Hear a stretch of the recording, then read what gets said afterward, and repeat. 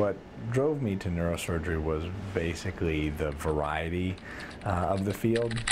One day you could be taking out a brain tumor, the next day you could be repairing a scoliosis, just the breadth of things that you see in neurosurgery and the variety.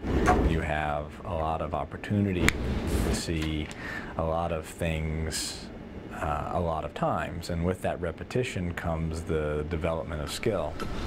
We treat conditions in the brain like tumors, aneurysms. Concussions are dangerous because they're sort of an unrecognized brain injury. When it comes down to it, a concussion it's a period of time where the brain does not function correctly.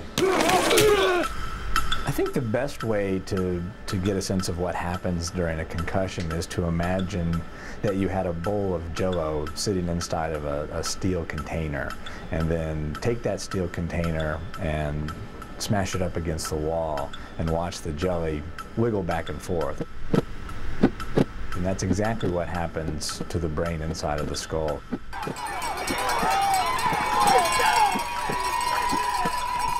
And a concussion is almost inevitable if you play football for long enough.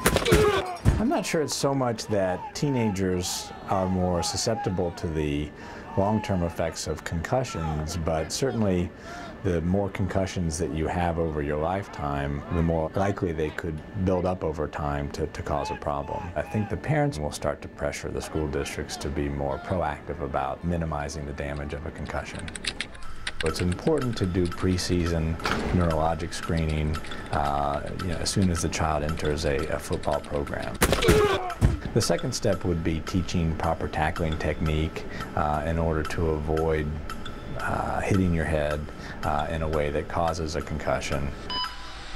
When it all comes down to it, football is a contact sport, and I suspect that there will always be concussions as long as high school kids are playing football. You have to ask yourself, if your child has had one concussion or one severe concussion or multiple concussions, you have to ask yourself, what's the cost? How is this worth it?